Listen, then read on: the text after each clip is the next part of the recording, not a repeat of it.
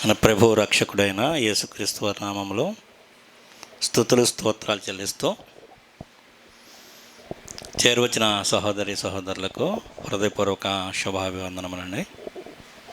చిన్న ప్రార్థన చేసుకుని వాక్యంలోనికి వెళదాం. దయగలిగిన మా కన్న తండ్రి, ఘనమైన అతి శ్రేష్టమైన మీ నామమునకు స్తుతులు స్తోత్రాలు దేవా. అందుకారు ఇంతవరకు తండ్రి మీ కుమారుడు నిలబడి ఆయన ద్వారా మీరు తెలియజేసిన మాటలను బట్టి తండ్రి కృతజ్ఞతాస్తుతులు దేవా.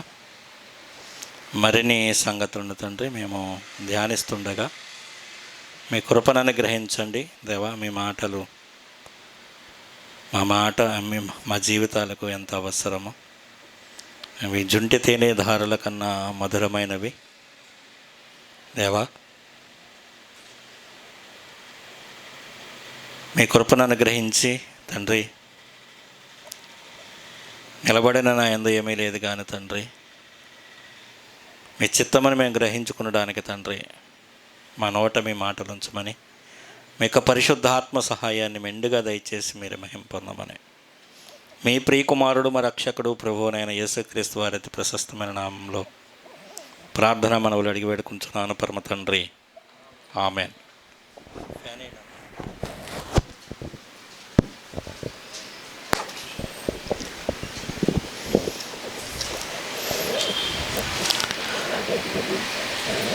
మార్కు గారు రాసిన సువార్త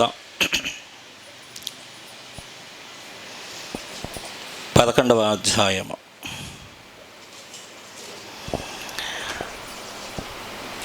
మొట్టమొదటి వచనం నుంచి చదువుకుంటూ వెళదాం.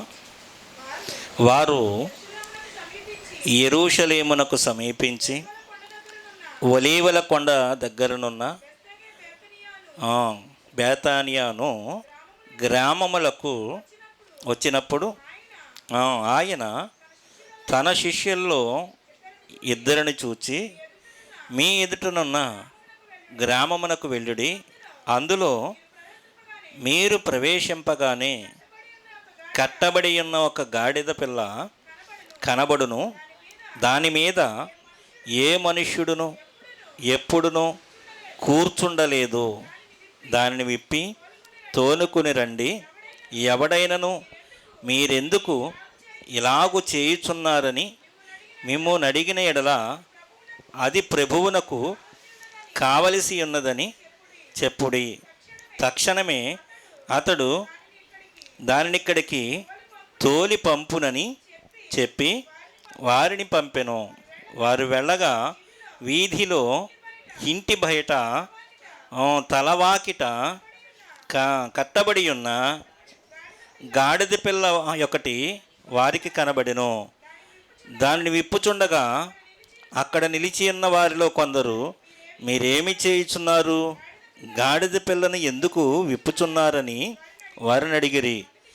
అందుకు శిష్యులు యేసు ఆజ్ఞాపించినట్టు వారితో చెప్పగా వారు పోనిచ్చిరి.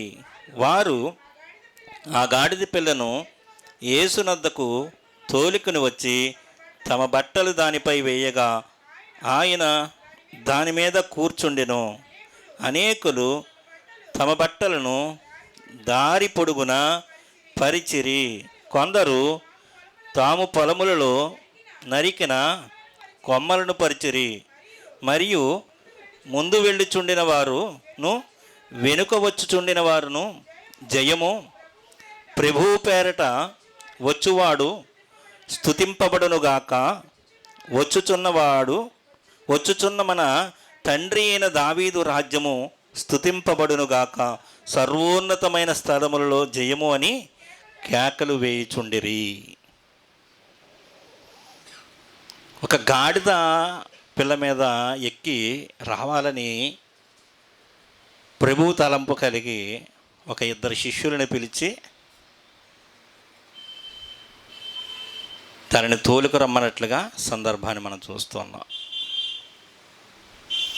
యేసుక్రీస్తు ప్రభుల వారు ఈ భూమి మీద ఆయన ఏ కార్యం చేసినా అది లేఖనముల ప్రకారమే జరిగినట్లుగా మనం యోచన చేయాలి.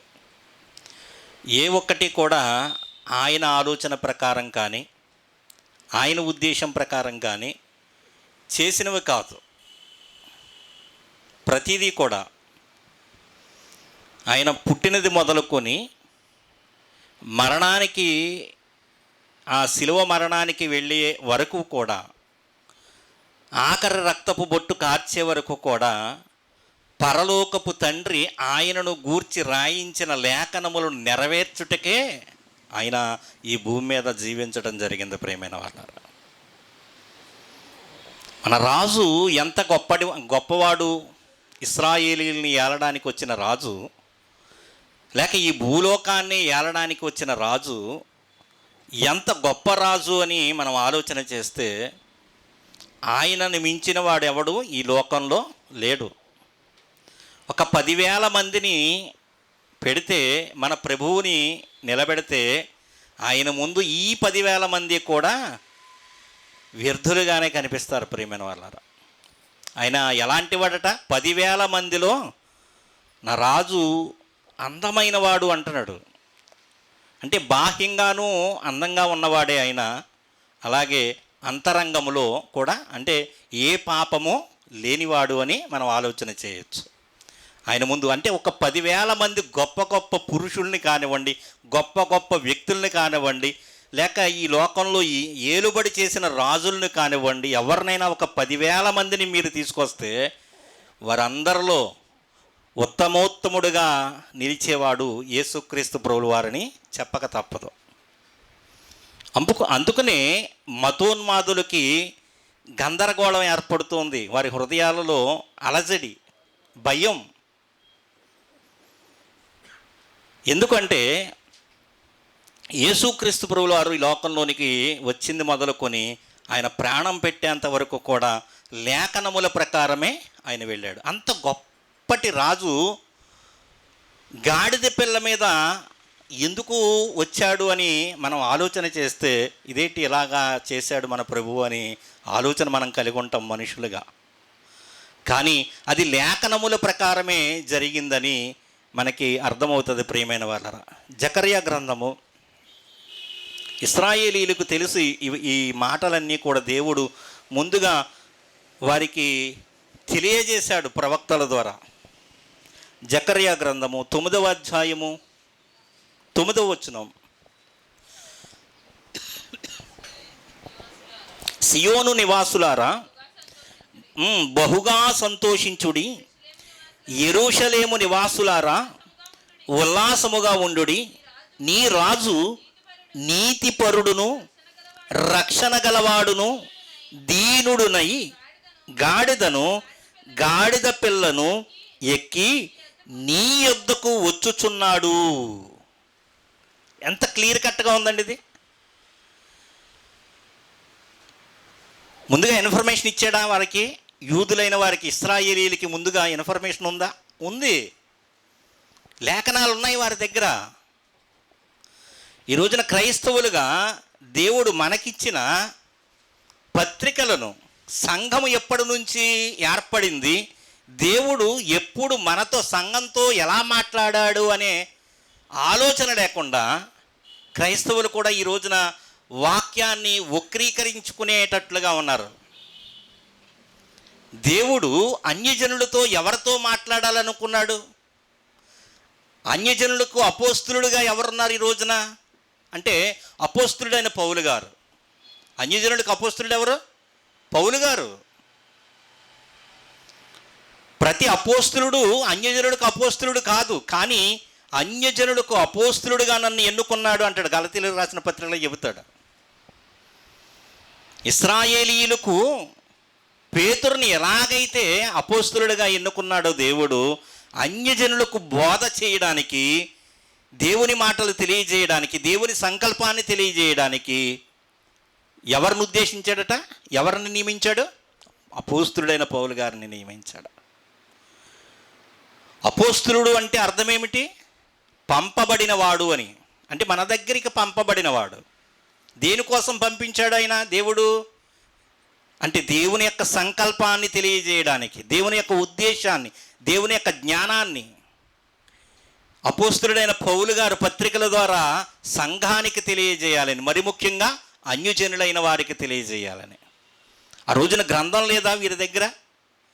యేసుక్రీస్తు ప్రభువుల వారు ఆ గాడిద పిల్లను ఎక్కువ వస్తున్నప్పుడు వారు ఆలోచించుకోవలసింది ఏమిటి అంటే, ఇదిగో ఈ జకర్యా గ్రంథంలో 9వ అధ్యాయంలో 9వ వచనంలో దేవుడు రాయించాడు కదా ముందుగానే అని ఆలోచన వారు చెయ్యాలి. ప్రభువు మీద వారు విశ్వాసం ఉంచాలి. అసలు వారు చేసింది ఏం చేశారు? విశ్వాసం ఉంచారా ప్రభువు మీద అంటే? విశ్వాసం ఉంచలేదు. వారు ఎందుకు ఉంచలేకపోయారంటే వారి హృదయ కాఠిన్యం వలనని చెప్పవచ్చు. హృదయ కాఠిన్యం అనేది చాలా దౌర్భాగ్యమైన పరిస్థితి అండి, హృదయ కాఠిన్యం. ఎందుకంటే ఒక విత్తనం ఫలింపుకు రావాలి అంటే హృదయ కాఠిన్యం అనే ఈ కాఠిన్యంగా ఉన్న ఈ హృదయంలో దేవుని ఒక వాక్యం ఫలింపుకు రాదు. ప్రియమైన వాళ్ళారా, యాకోబు రాసిన పత్రిక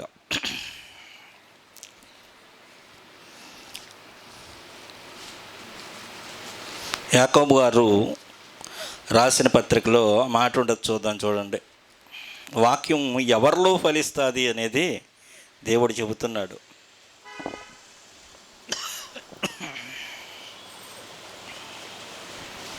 యాకోబు రాసిన పత్రిక 1వ అధ్యాయం 20వ వచనం, ఎందుకనగా నరుని కోపము దేవుని నీతిని నెరవేర్చదు, అందుచేత సమస్త కల్మషమును విర్రవీగుచున్న దుష్టత్వమును మాని లోపల నాటబడి మీ ఆత్మలను రక్షించుటకు శక్తిగల వాక్యమును సాత్వికముతో అంగీకరించుడి. హృదయం ఎప్పుడైతే కాఠిన్యం అయిపోయిందో మనం వాక్యాన్ని అంగీకరించలేం.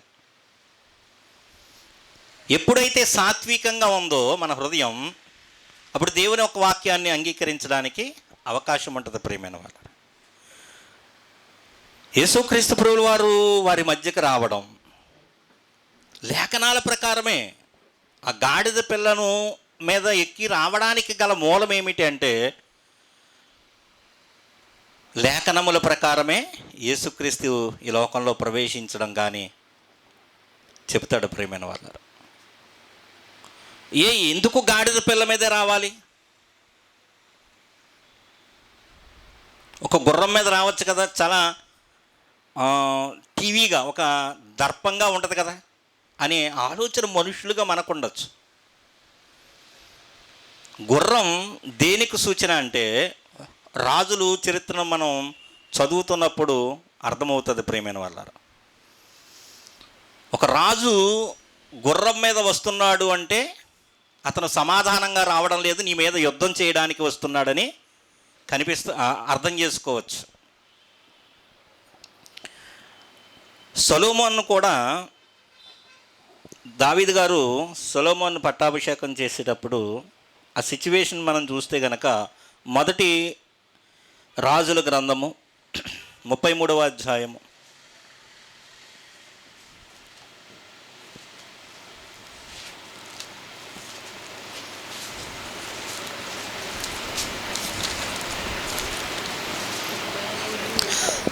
మొదటి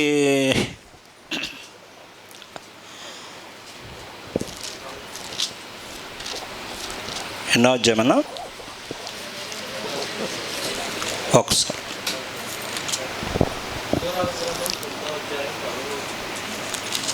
ఆయన అభిషేకం గురించా ఒకసారి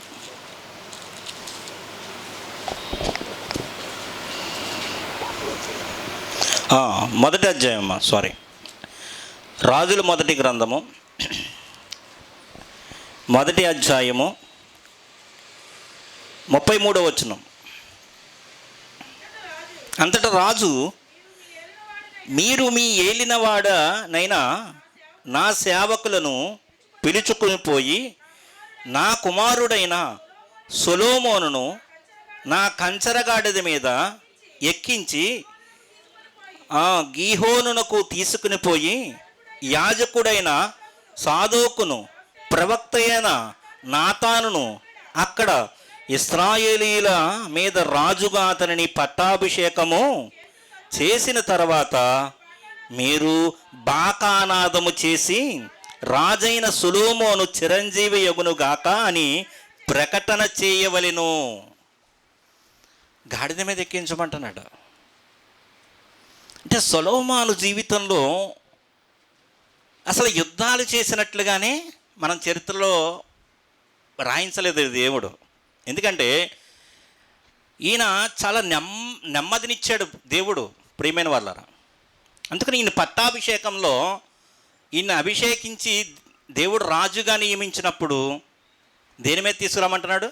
కంచరి గాడిద మీద తీసుకురమ్మని చెబుతున్నాడు. అదే గుర్రం మీద తీసుకురమ్మన్నాడు అనుకో, ఆయనకి యుద్ధాలు ఉంటాయి. అంటే గుర్రం దేనికి సూచనగా కనబడుతుంది? యుద్ధాలకు సూచనగా కనబడుతుంది. గాడిద సమాధానానికి సూచనగా కనబడుతుంది. ఇందాక చదువుకున్న జకర్యా గ్రంథంలోనే మనం చూసినట్లయితే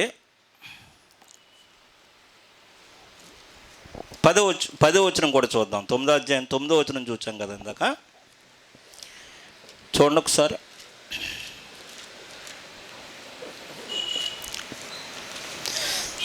తొమ్మిదో అధ్యాయం 10వ వచనం కూడా చూడండి. ఎఫ్రాయిములో రథములుండకుండా నేను చేసేదను, యెరూషలేములో గుర్రములు లేకుండా చేసేదను, యుద్ధపు విల్లు లేకుండా పోవును. నీ రాజు సమాధాన వార్త అన్యజనులకు తెలియజేయును. సముద్రము నుండి సముద్రము వరకు, యుఫ్రాటీసు నది మొదలుకొని భూదిగంతముల వరకు అతడు ఏలును. ఎలా ఏళ్తాడు? యుద్ధంతోట ఈ రాజు ఏలేది? సమాధానంతోనా? అంటే ఒక మనిషిని ఎలా ఏలచ్చు? యుద్ధంతోనే ఏలచ్చు. అంటే యుద్ధం చేసి వసుపరుచుకుని ఏలచ్చు, సమాధానపరుచుకుని స్నేహం చేయొచ్చు. ఈ రాజు ఎలాంటి వాడట? సమాధానపరిచేవాడట. సమాధానపు రాజు, ప్రియమైన వాళ్ళారా. ఎవరితో సమాధానపరచడానికి వస్తున్నాడు ఈయన? పరలోకంలో ఉన్న తండ్రితో మనల్ని సమాధానపరచడానికి వస్తున్నాడు. గాడిద అని మనం ఆలోచన చేస్తే ద్వితీయోపదేశ కాండంలో మనం ఆలోచన చేస్తే గాడిద ఏ జాబితాకి చెందింది అంటే అపవిత్ర జంతువుకు సాదృశ్యకంగా కనబడుతుంది. అపవిత్ర జంతువు అది. కానీ ఆ అపవిత్రమైన జంతువును కూడా ఏం చేయాలనుకుంటున్నాడు యేసుక్రీస్తు ప్రభువారు? పరిశుద్ధపరచాలనుకుంటున్నాడు.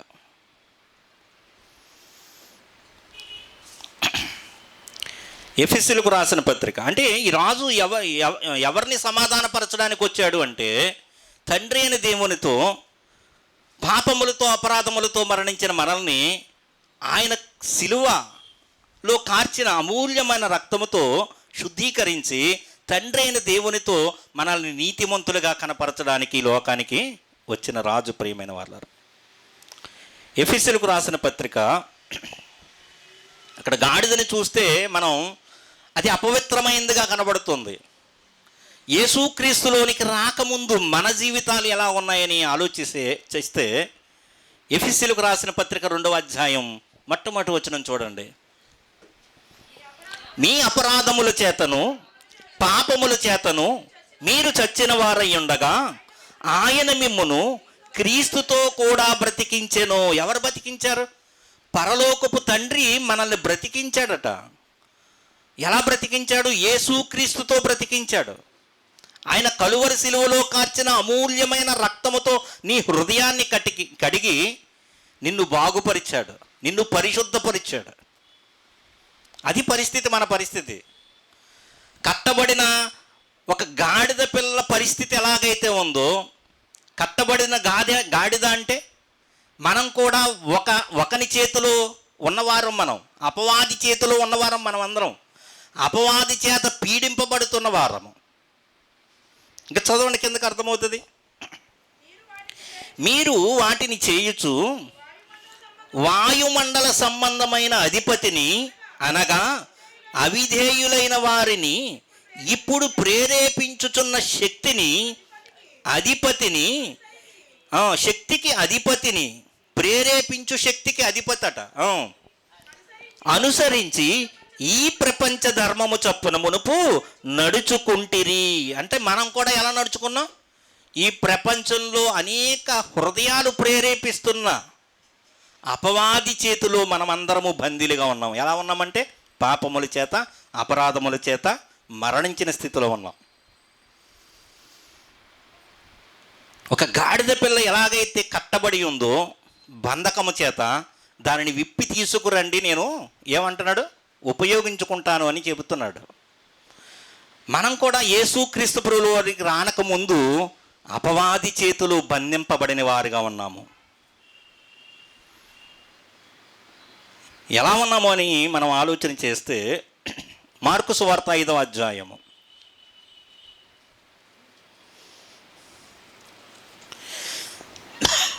వాడు పడితే ఎలా ఉంటాడని చూస్తే కనుక మార్కు సువార్త 5వ అధ్యాయం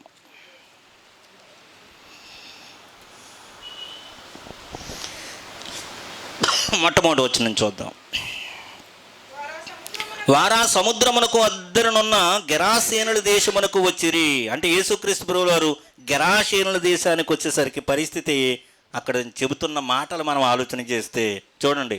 ఆయన దోణి దిగగానే అపవిత్రాత్మ పట్టిన వాడొకడు సమాధుల్లో నుండి వచ్చి ఆయనకెదురు పడెను. వాడు సమాధుల్లో వాసము చేయువాడు, సంకెళ్లతోనైనను ఎవడును వాని బంధింపలేకపోయెను. పలుమార్లు వాని సంకెళ్లను, వాడి కాళ్లకును చేతులకును సంకెళ్ళు వేసి బంధించినను వాడు ఆ చేతి సంకెళ్లను తెంపి కాలి సంకెళ్లను తుత్తినీయులుగా చేసెను. గనుక ఎవడునూ వాణ్ణి సాధుపరచలేకపోయాను.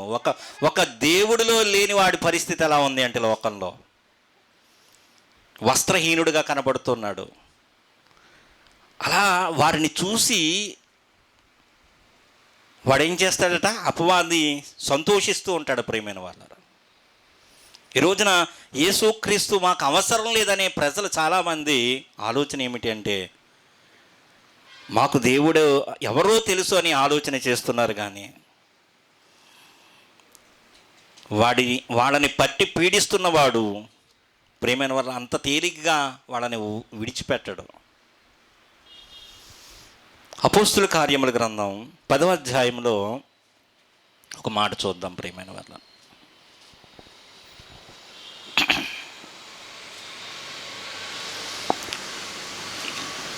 అపోస్తుల కార్యముల గ్రంథము 10వ అధ్యాయము 34వ వచనం నుంచి చూద్దాం. దేవుడు పక్షపాతి కాడని నిజముగా గ్రహించి ఉన్నాను. ప్రతి జనములోను ఆయనకు భయపడి నీతిగా నడుచుకుని వానిని ఆయన అంగీకరించును. యేసుక్రీస్తు అందరికీ ప్రభువు. ఆయన ద్వారా దేవుడు సమాధానకరమైన సువార్తను ప్రకటించి ఇశ్రాయేలీయులకు పంపిన వర్తమానము మీరెరుగుదురు అంటున్నాడు. ఏ వర్తమానం పంపించాడు ఇంతకు ప్రజలకి? సమాధానకరమైన సువార్తేనా? చాలామందికి ఇప్పుడు యేసుక్రీస్తు అంటే పడనది ఎందుకు అని ఆలోచన చేస్తే, ఇదిగోండి యేసుక్రీస్తుని నమ్ముకోకపోతే మేము నరకానికి వెళ్ళిపోతామంట అంటున్నారు. యేసుక్రీస్తుని నమ్ముకోకపోవడం వలన నరకానికి వెళ్ళిపోతున్నారా? వారిలో ఉన్న పాపాన్ని బట్టి వారు నరకానికి వెళ్ళిపోతారా అని ఆలోచన చేస్తే, యేసుక్రీస్తుని నమ్ముకుంటే ఆ పాపము నుంచి విమోచించి పరలోకానికి వెళ్ళటానికి అవకాశం ఉందనేది అని సువార్త ఈ లోకానికి. సమాధాన సువార్త.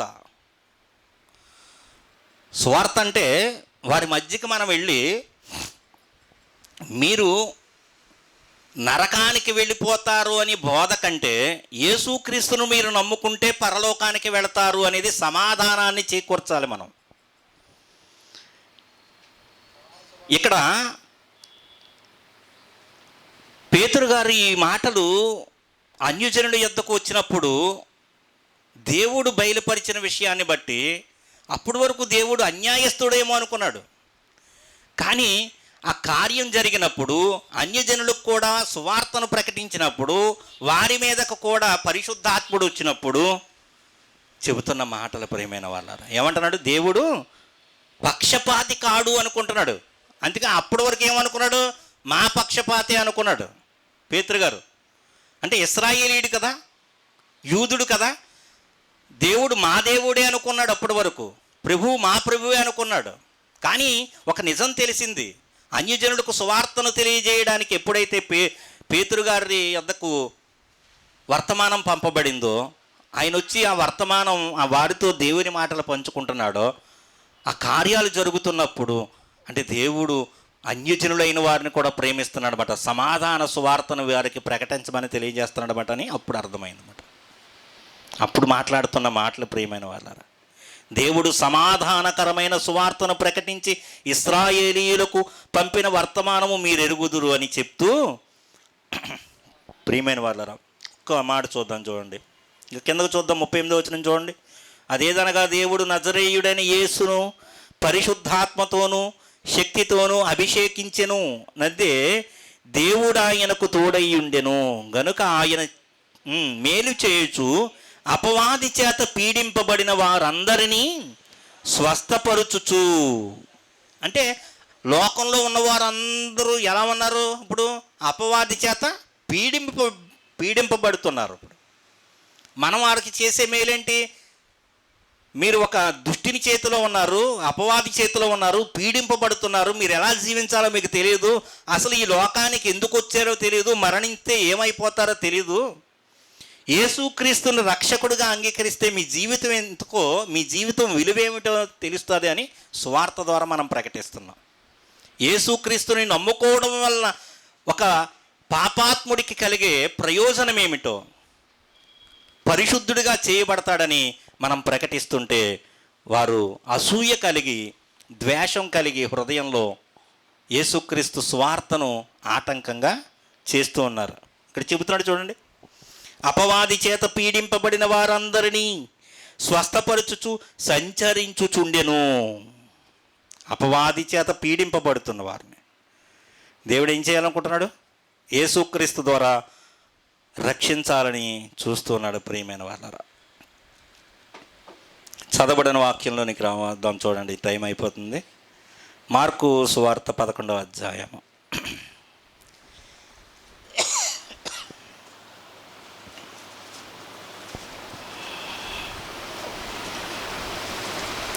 నాలుగో వచనం చూడండి. వారు వెళ్ళగా వీధిలో ఇంటి బయట తలవాకిట కట్టబడి ఉన్న గాడిద పిల్ల ఒకటి వారికి కనబడెను. మనం కూడా వెళ్తున్నాం ఈ రోజున సువార్తకు. ఎక్కడికి వెళ్తున్నాం? వీధుల్లోకేనా? వీధుల్లోకే, వీధి సువార్త చేయడానికి వెళ్తున్నాం. యేసుక్రీస్తును అంగీకరించండి. ఆ రోజున శిష్యుల్ని ఎలాగైతే ఆ కట్టబడిన ఆ గాడిదను తీసుకురమ్మన్నాడు ఆయన యొద్దకు, ఈ రోజున మనల్ని కూడా ఈ లోకానికి వెళ్ళి ఆయన ప్రేమను తెలియజేసి ఆయన యొద్దకు తీసుకురమ్మని మనల్ని పంపుతూ ఉన్నాడు ప్రభు. ఏమవుతుంది చూడండి, ఇక్కడ ఏమని ప్రశ్నిస్తున్నారు వాళ్ళు.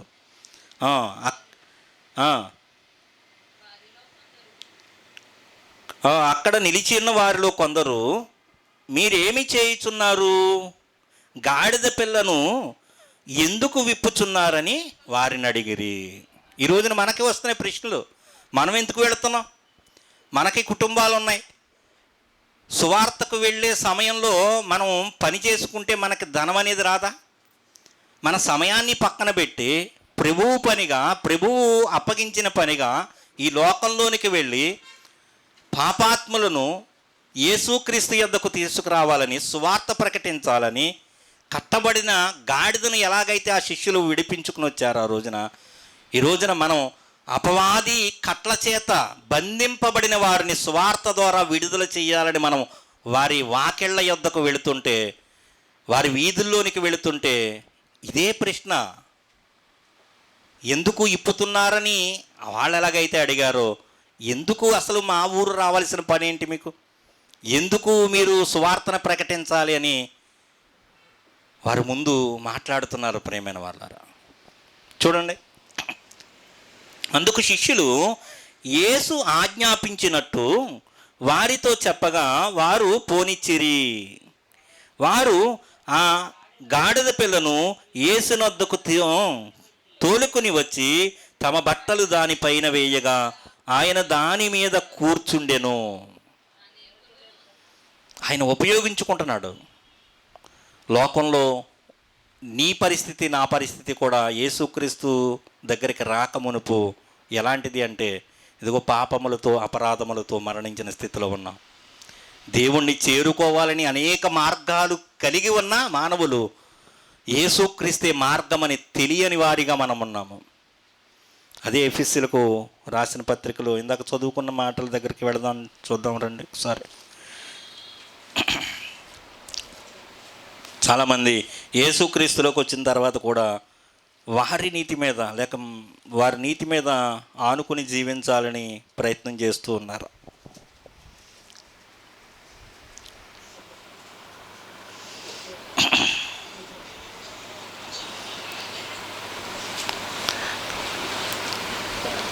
నాలుగో వచనం కాడి నుంచి చదువుదాం, చూడండి. మొట్టమొదటి నుంచి చదవండి.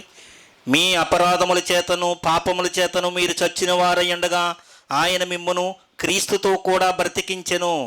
మీరు వాటిని చేయుచు వాయుమండల సంబంధమైన అధిపతిని అనగా అవిధేయులైన వారిని ఇప్పుడు ప్రేరేపించే శక్తికి అధిపతులను అనుసరించి ఈ ప్రపంచ ధర్మము చొప్పున మునుపు నడుచుకుంటిరి.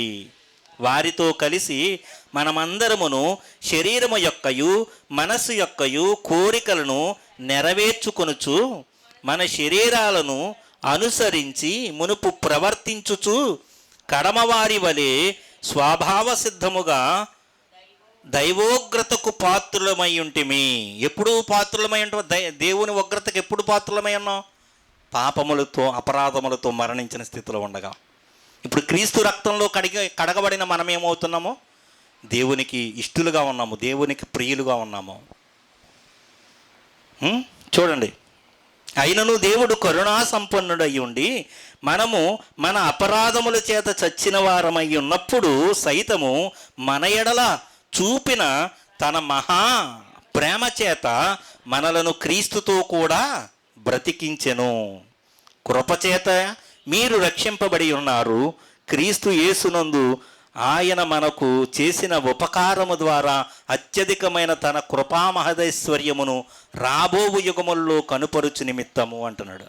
ఎందుకు మనం రక్షింపబడ్డాము అంటే రాబోవు యుగాల్లో తెలియజేయాలి, మన రక్షణను ఈ లోకానికి తెలియజేయాలి. ఇంకా అనేకమైన బంధకాల్లో ఉన్న మనుషులు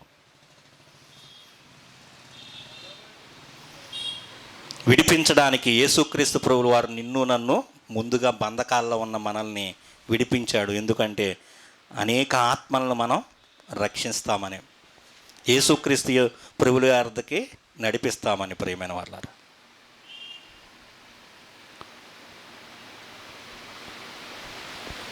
పివి నరసింహరావు గారికి ఒక ఆయన ప్రశ్నించాడట. ఏమని? చాలామంది మా యేసుక్రీస్తు ప్రభువులారు నమ్ముకున్నవారు మతం మార్చేస్తున్నారండి ఇండియాలో చాలామందిని అని ఆయన దగ్గర మాట్లాడితే ఆయన అన్నమాట ఏమోనండి, నాకు తెలియదు, ఆ విషయం అయితే తెలియదు, కానీ చాలామంది దొంగలని, వ్యభిచారులను, నేరస్తులను, ఈ ప్రపంచానికి పని చేయని వారిని ఎంతోమందిని యేసుక్రీస్తు మాట చేత మారుస్తున్నారని నేను విన్నాను అని సాక్ష్యం చెప్పాడట ఆయన. ఒక మంచి హృదయం ఉన్నవాడు యథార్థతను ఒప్పుకుంటాడు. ప్రియమైన వాళ్ళ, అపోస్తులుడైన పౌలు గారు మొట్టమొదట యూదులకు సువార్తను ప్రకటిస్తూ ఉన్నప్పుడు ఎన్నో ఆటంకాలు, ఎందుకు యేసుక్రీస్తుని మీరు ప్రకటిస్తున్నారని ఎన్నో వారు ప్రశ్నలకు లేక అడ్డంకులకు నిలిచి, మేము మీ మాట వినడం మంచిదా, దేవుని మాట వినడం మంచిదా, మా ప్రభువు మాట వినడం మంచిదా అని ప్రశ్నిస్తారు వాళ్ళని. మీరేమో ఏం చేయదంటున్నారు? సువార్త ప్రకటించద్దు అని చెబుతున్నారు. మనుషులుగా మీ మాట వినడం మంచిదా? మా ప్రభువు ప్రకటించమని చెప్పాడు, మా దేవుడు ఈ లోకానికి వెళ్ళి సువార్త ప్రకటించమని చెప్పాడు. దేవుని మాటను పాటించడం మంచిదా, మీ మాటలు పాటించడం మంచిదా అని ప్రశ్న వేస్తాడు అపోస్తుడైన పౌలు గారు. ఈ లోకానికి తెలియంది ఏమిటి అంటే దేవుని స్వరూపం ఏమిటో తెలియదు, దేవుని గుణలక్షణాలు ఏంటో తెలియదు, దేవుడు ఎలా ఉంటాడో తెలియదు. కానీ మేము దేవుణ్ణి ఆరాధిస్తున్నాం అనుకుంటున్నారు, దేవుణ్ణి తెలుసుకున్నామని అనుకుంటున్నారు.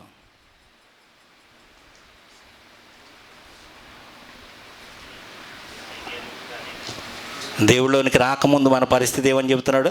చీకటి అంధకారంలో ఉన్నాము అని చెప్పి తెలియచేస్తుంది దేవుని ఒక వాక్యం.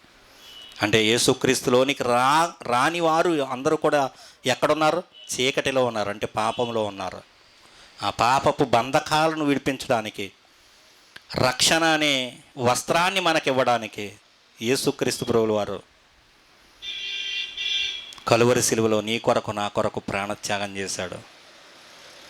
దాన్ని బట్టి మనకు రక్షణ వచ్చిందా? ఇంకేమన్నా మనం చేసిన నీతి క్రియల వలన ఏమన్నా రక్షణ వచ్చిందా? ఎలా వచ్చింది మనకు రక్షణ? యేసుక్రీస్తు ప్రభువుల వారు మన కోసం మనం పడవలసిన దోష శిక్షను ఆయన భరించాడు. ఇదిగో లోక పాపములను మోసుకొని పోవు దేవుని గొర్రెపిల్ల, ఆయన యందు మీరు విశ్వాసం ఉంచితే చాలు. కానీ యేసుక్రీస్తు ప్రభువుల వారు ఈ లోకంలో జీవించినప్పుడు ఒక ప్రకటన చేశారు. ఆ మాటలు చూసుకుని ముగించుకుందాం ప్రేమైన వాళ్ళారు. మత్తయి గారు రాసిన సువార్త 11వ అధ్యాయము 28వ వచనం.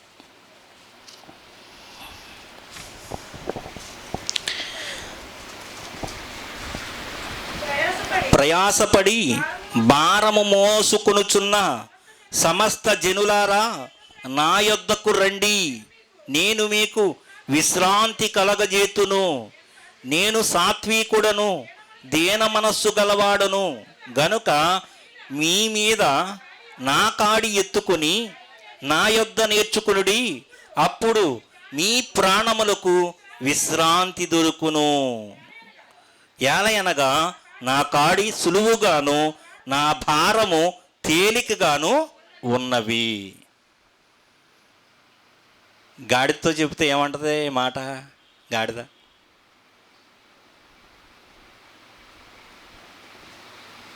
బరువులు మోయడం ఇష్టం అండి గాడిదకి చాలా. బరువులు మోయడానికి ఎత్తులు ఒక కొండ ప్రాంతం ఉందనుకోండి, కింద నుంచి పైకి వస్తువులు తీసుకెళ్ళాలంటే దేన్ని ఉపయోగిస్తారు? గాడిదను ఉపయోగిస్తారు, గుర్రాన్ని ఉపయోగించరు. గుర్రం ఎక్కలేదు, గాడిదనే ఉపయోగిస్తారు. ఎందుకంటే భారాలన్నీ మోయగలిగింది గాడిద.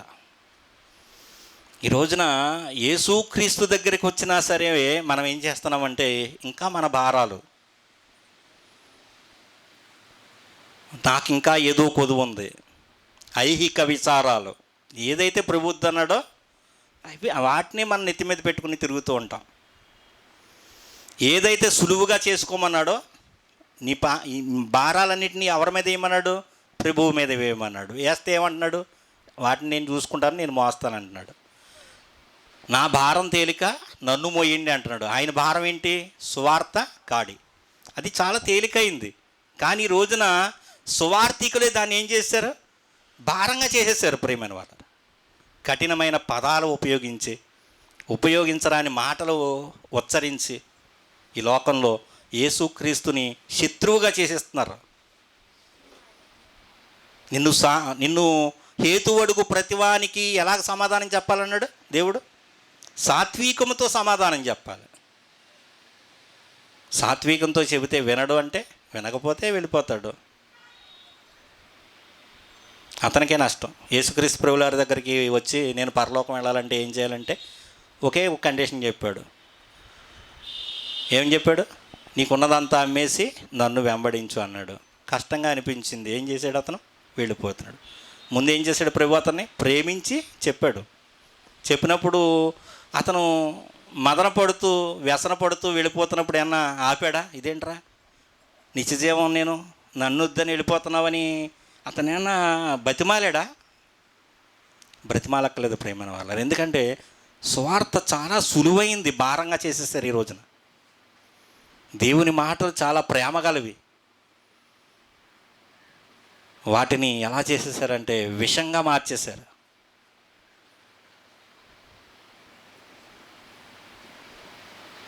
దేవుడు లోకమును ఎంతో ప్రేమిస్తున్నాడని దేవుడు చెబుతుంటే,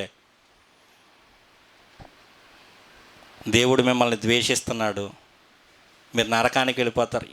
కరెక్టే, కాదనడం లేదు. కానీ యేసుక్రీస్తుని నమ్ముకోకపోతే వారు నరకం వెళ్ళిపోవడం అనేది ఖాయమే. కానీ వారితో చెప్పవలసింది ఏంటి అంటే, ఇదిగో యేసుక్రీస్తు ప్రభువుల వారిని మీరు దేవుని కుమారుడుగా అంగీకరిస్తే చాలు, మీరేమవుతారు? నిత్యరాజ్యంలో ఉంటారు, ఆయనతో పాటు విశ్రాంతిలో ఉంటారని దేవుడు చెబుతున్నాడు. ఈ సువార్తను సులువుగా చేయవలసిన దైవజనులే చాలామంది భారంగా మార్చేస్తున్నారు ప్రేమైన వాళ్ళు. ఎవరు విశ్రాంతిలో ఉండడం లేదు. ముందు ఈ విశ్రాంతిని మనం అనుభవిస్తేనే, ఈ సువార్తను మనం అనుభవిస్తుంటేనే, అంటే దేవుడు యేసుక్రీస్తు ద్వారా నన్ను రక్షించాడు అనే అనుభవాల్లోనికి వెళితేనే సువార్త అనేది మనం చేయగలుగుతాం. లేదంటే సువార్త కూడా మనకి ఎలా ఉంటుందంటే భారంగానే ఉంటుంది, ఆజ్ఞగా ఉంటుంది. ఆజ్ఞగా కాదు, అది దేవుడు మనకిచ్చిన ఏదో ఇది చెయ్యకపోతే నేను నరకం వెళ్ళిపోతానని చేసే సువార్త, అది సరైంది కాదు.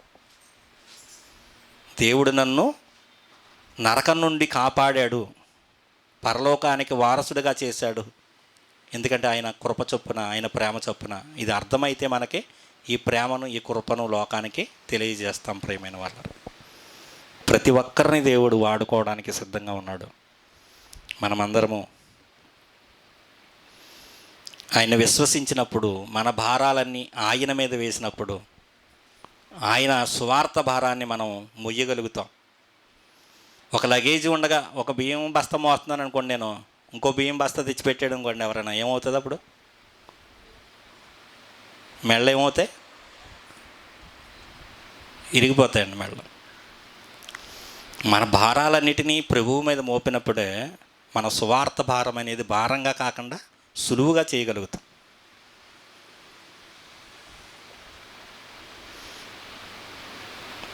కట్టబడిన బంధకాల్లో ఉన్న నిన్ను నన్ను దేవుడు ఎందుకు విడిపించాడు అంటే, ఈ లోకంలో అపవాది చేత పీడింపబడుతున్న వారిని, అపవాది చేత కట్టబడిన వారిని, అపవాది చేతిలో ఉన్న వారిని విడిపించడానికే యేసుక్రీస్తు ప్రభువుల వారు నిన్ను నన్ను రక్షించాడు. ఇది మనకి ముందుగా అర్థమైతే ఈ విషయాన్ని ప్రేమపూర్వకంగా వారికి తెలియజేయగలుగుతాం. సువార్త తేలికగా ఉంటుంది, భారంగా ఉండదు. మనమే కట్టులతో ఉంటే, ఇంకా మనమే అపవాది చేసే మాయలో ఉంటూ సులువుగా, ఏంటది మాట, సులువుగా చిక్కులు పెట్టు పాపంలో ఇంకా మనం ఉంటే, పాపుల్ని ఎలాగా క్రీస్తులోనికి తీసుకురాగలం మనం? అనేక ఐహిక విచారాల్లో మనం ఉంటే, ఒక విచారంలో ఉన్న వ్యక్తిని వైద్యుడి దగ్గరికి మనం తీసుకురాలేం. మన వైద్యుడు విచారాన్ని పోగొట్టేవాడు. ఏమంటున్నాడు? అనేకమైన పిచ్చుకల కంటే మీరు శ్రేష్ఠులు కాదా అంటున్నాడు. మీరు అడగకముందే తండ్రి అయిన దేవునికి, పరలోకంలో ఉన్న తండ్రికి తెలుసు. ఎందుకంటే ఇదిగో ఈ లోకపు తల్లిదండ్రులే పాముని అడిగితే ఏమెవరు అన్నాడు? చేపను అడిగితే పామునెవరు అని చెబుతున్నాడు కదా. ఏళ్ళే మంచివారుగా కనబడుతున్నారు కదా లోకంలో. మరి పరలోకపు తండ్రి ఇంకా అంతకంటే మంచివాడు, మంచి ఈవులు ఇవ్వడానికి సిద్ధంగానే ఉన్నాడు. కానీ పొందుకోవడానికి మీరు మీ భారాలతో ఉన్నంతసేపు, మన భారంతో మనం మోసుకుంటూ ఉన్నప్పుడు ఆయన ఆ భారాన్ని మన మీద పెట్టడం.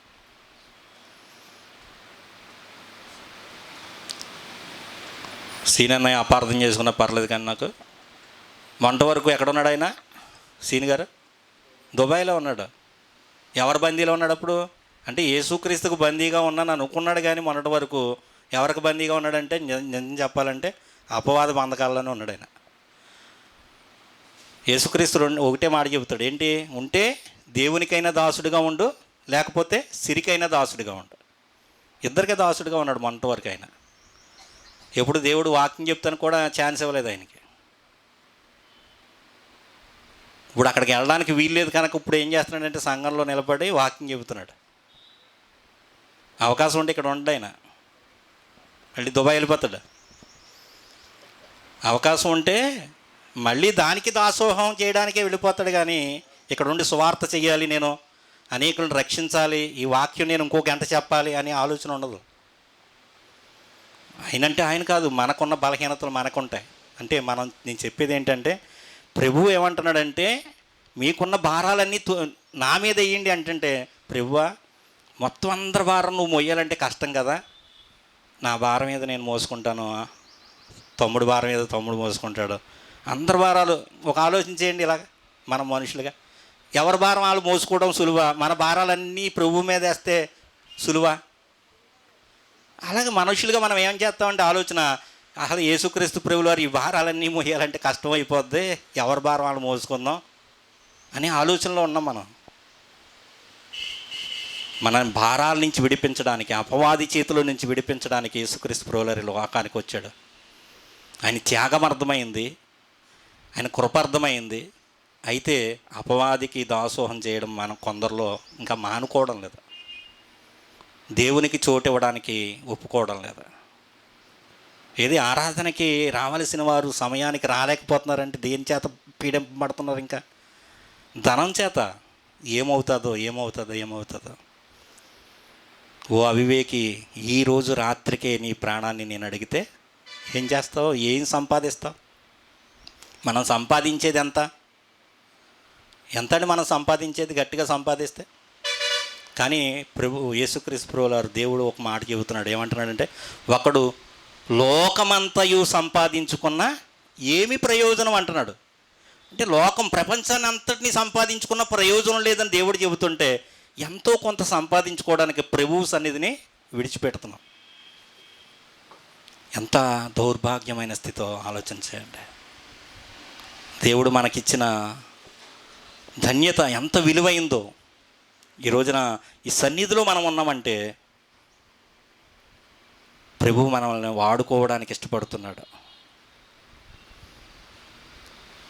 నేను ముందుగా వెళ్ళాలి, ప్రార్థనలో ఉండాలి, పాటల్లో ఏకీభవించాలి అనే కోరిక, ఆలోచన ఎంతమందికి ఉంటుంది? వీటన్నిటికీ కారణం అపవాది కలిగించే తంత్రాలు. ప్రియమైన వాళ్ళారా, ఇందాక అన్నయ్య చెప్పినట్లుగా ఏర్పరచబడిన వారిని సహితం ఏం చేయాలనుకుంటాడు? విశ్వాసభ్రష్టులుగా చేయాలనుకుంటాడు. నేను నీతిమంతులుగా చేయబడ్డాము, మా ప్రభువు మాకు ఇచ్చిన ఈ ధన్యతకు మేము స్తుతులు చెల్లించాలి, తప్పనిసరిగా నేను వెళ్ళాలి దేవుని మందిరానికి అని ఒక నిర్ణయం తీసుకుంటేనే మనం వెళ్ళగలుగుతాం. దేవుడి మాటలన్నిటినీ మన వినికిడిలో దీవించి ఆశీర్వదించునుగాక. ఆమేన్. చిన్న ప్రార్థన చేసుకుందాం. దయగలిగిన మా కన్న తండ్రి, ఘనమైన అతి శ్రేష్టమైన మీ నామమునకు స్తుతులు స్తోత్రాలు దేవా. యేసుక్రీస్తు ప్రభువుల వారు భూమి మీద జీవించినప్పుడు ఆయన కలువరి సిలువ ఆ యొక్క బలియాగానికి వెళ్ళే ముందుగా గాడిద పిల్ల మీద ఆయన యెరూషలేముకు వెళ్ళినట్లుగా తండ్రి రాయించిన మాటలను బట్టి తండ్రి స్తుతులు స్తోత్రాలు.